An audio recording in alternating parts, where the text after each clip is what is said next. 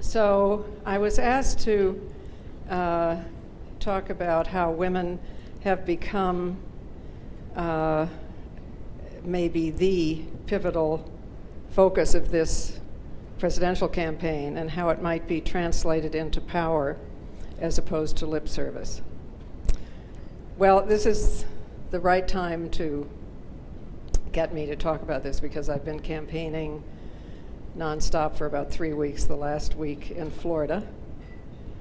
So I feel very full of this and kind of equally balanced between terror and hope. And it is true, of course, that, and I want to say I was not campaigning as part of anybody's campaign. I was campaigning as part of the women's movement and on behalf of our majority issues. And it's true that we have the biggest gender gap in history, embodied by especially single women and women of color. It is only white married women who remain evenly split between the presidential candidates. That says something about being born Republican and about being married.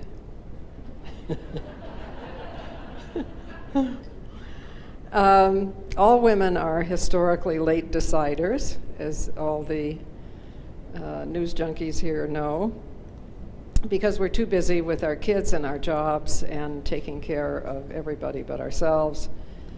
And so despite the divisive and blaming media emphasis on can women have it all, that's driving me crazy. Is it driving you crazy? I mean, yeah, right, okay. Because the truth is most women are worried about losing it all. Nonetheless, it does leave us in this position of having the biggest gender gap in history and being among the last to decide. So we are clearly the focus.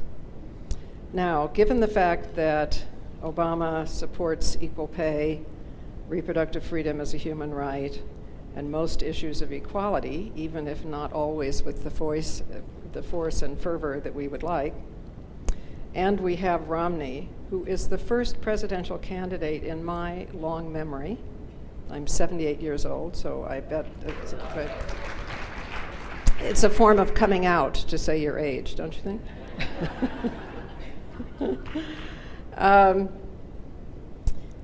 Who is the first presidential candidate in my memory not only not to support reproductive freedom as a fundamental human right, even down to birth control, but to refuse to support even equal pay.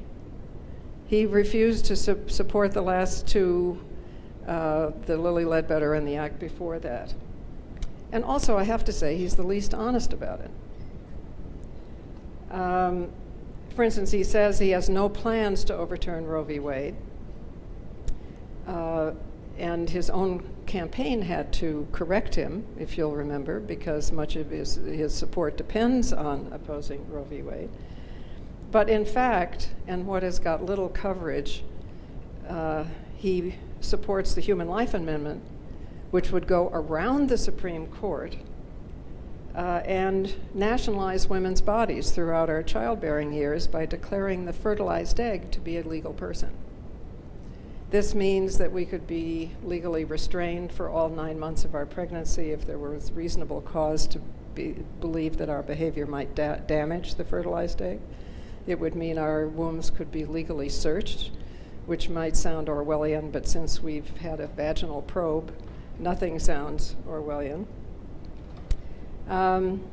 And it is possible that this could happen because it is indeed the tactic of the ultra-right wing. As you may have noticed, they are no longer bombing abortion clinics and assassinating doctors. They have been instead focusing on the state legislatures where they have introduced more than 80 measures to limit and eliminate women's reproductive freedom, including a Human Life Amendment in Mississippi, which I'm happy to say we managed to defeat. But most of the proposed anti-reproductive freedom legislation introduced in state legislatures has been passed. So it's not beyond the imagination that if we lose this election, the Human Life Amendment could pass out of Congress by the necessary 2/3 majority and get past the ratification process. And he supports that. His campaign personally requested that it remain in the Republican Party platform. So in Florida, where I was especially speaking with women who are uncommitted, independent, and or Republican, I discovered, first of all, that we pro-equality folks, whether we're Republicans, Democrats, progressives, whatever we call ourselves, have been too often saying to independent and Republican women, how can you vote Republican? Okay, we would not respond to that either. It's very important to say that Republican women are not leaving the Republican Party. The Republican Party has left women. And to say, let's not talk about party labels, which are even less meaningful now that the Republican Party is the pseudo-Republican Party, but to say, let's talk about issues and vote for ourselves. In Florida, I discovered that there were two main arguments that caused women to seriously consider voting for Romney. They were being told over and over and over again that each of their children would have between $50,000 and $60,000 share of the national debt at birth. And they were not being told that the increased military spending alone that Romney foresees and requests and campaigns on, military spending that even the military doesn't want, keeping 100,000 armed services and so on, would increase that debt. That part somehow doesn't get said. And when it comes to abortion, criminalizing abortion and restricting birth control, they can't believe that he would actually do it. It's so far beyond their imagination that they think he really wouldn't fulfill that promise. So I suppose you could say the best argument for him is that he's duplicitous. He is just saying this in order to get elected. But I believe there are other problems, and I have tried to name them in no order of importance. Only you know from your coverage which might apply to the situations you see. One, there is a belief that the Republican Party is still Republican, when in fact it began to be taken over by former racist Democrats with Jesse Helms. Remember, some of us here are old enough to remember Jesse Helms, right? After the passage of the Civil Rights Act of 1964, when the Democratic Party became too inclusive for the old Dixiecrats, and they began to move over and take over the Republican Party. In fact, Goldwater was pro-choice. Nixon supported the Equal Rights Amendment. The first President Bush supported Planned Parenthood.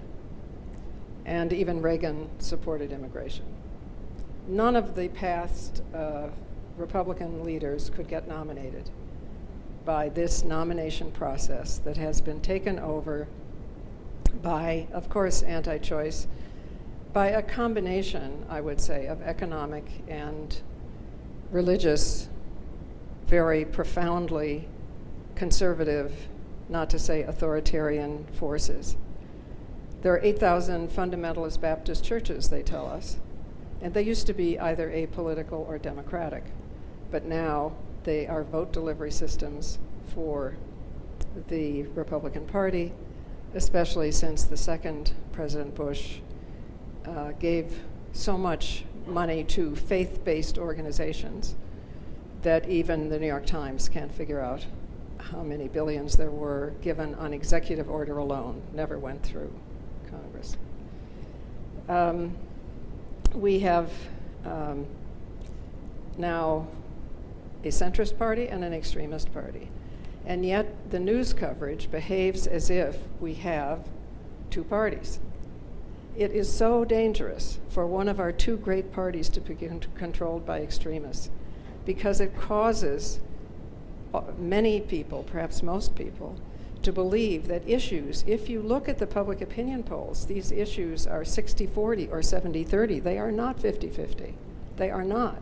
There's virtually nothing in the Republican Party platform except perhaps capital punishment, which still has the majority support even from Republicans. And yet the coverage and the impression and the historical impression that we have two equally divided parties leads people to believe that, and leads our media to cover even-handedly. It's not even-handedly. Personally, I think we will one day get to the place where we no longer say, in any case, even not just in this one, but in any case, that there are two sides to every issue. That is historically rooted in the idea of masculine and feminine. Other cultures that don't have that kind of bipartite division don't say there, because there may be 3, there may be 10, there may be 12. It is outrageous that our highest standard of fairness is to say there are two sides to every issue, a longer question that we have to debate. Second, we have allowed the welfare of the female half of the country to be called a social issue, not an economic issue and an every other kind of issue. And we have to think about our own acceptance of this that's out there in the air as reporters. In actual fact, a single issue, the one with which most Americans agree, which is equal pay, or with which Americans agree the most, I should say, since many are majority issues. Equal pay for females alone and for comparable work alone would be the greatest economic stimulus this country could ever have. How can we allow equal pay and anything affecting the female half of the country to be called a social issue? It is the single biggest economic issue in this country.